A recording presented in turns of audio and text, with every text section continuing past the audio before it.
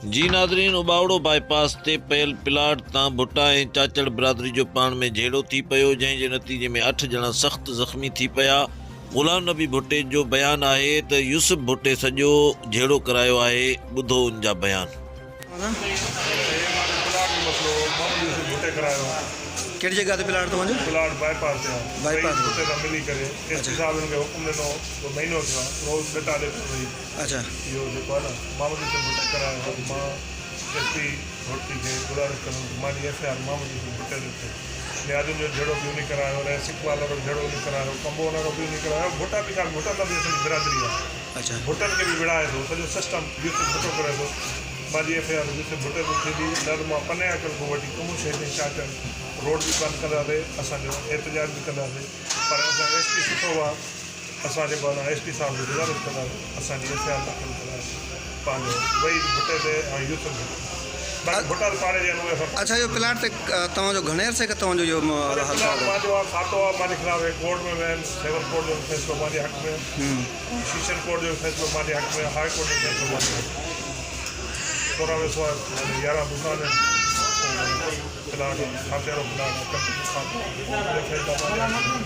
अच्छा, अॼु जेको तव्हां सां विड़िया हुन में तव्हां जेको नाला ज़ाहिर थिया जेको माण्हू जेका तव्हां सां विड़िया आहिनि हुयूं ते इहे अयूब वारा भाउ बि हुया, पर असां सॼो विड़नि मां जेको मेन यूसुफ आहे न सॼो उहो कराए थो, सॼो यूसुफ कराए थो।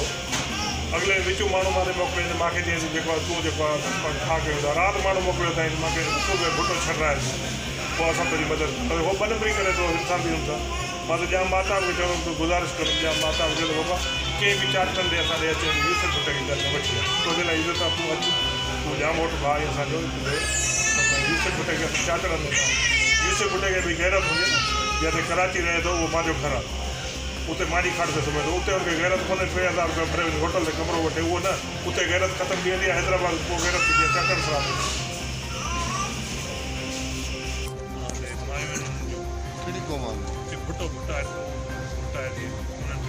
उन्हनि खे कल्ह को छॾो थियो पंहिंजो उन्हनि खे उहो धक लॻल आहे उहे पूरा मेडिकल करे जेको आहे ॾेढ अस्पताल वरिता अथनि वरी हिते बि वठे उन्हनि कयो आहे प्लाट असांजो जहिड़े शहर में। असां जेको आहे न छेड़े पसंदि कंदा आहियूं, मां बिरादरी जो छेड़ो नथो करणु चाहियां, पर मां एसपी साहब खे डीएसपी साहब खे गुज़ारिश कंदुमि मसइले खे हल कंदुमि, न त मां सूमर ते पंहिंजी बिरादरी सां गॾु एहतजाज कंदुमि, रोड बंदि। अच्छा, तव्हांजी छा भला पुलिस मदद कई आहे? पुलिस हाणे न कई आहे, कंहिं पुलिस मदद न कई आहे, हाणे पुलिस आई आहे, पुलिस जे बीठे ई छेड़ो थियो आहे, पुलिस बीठे थी। तव्हांजा घणा माण्हू ज़ख़्मी थिया? मुंहिंजे 4 माण्हू नाला ॿुधायो। पर मां गुलाम नबी मां पाण ज़ख़्मी थियो आहियां, आबिद हुसैन अरसलान अली हिननि खे बि हथ में खणो। तव्हांजो कहिड़ो मुतालबो आहे?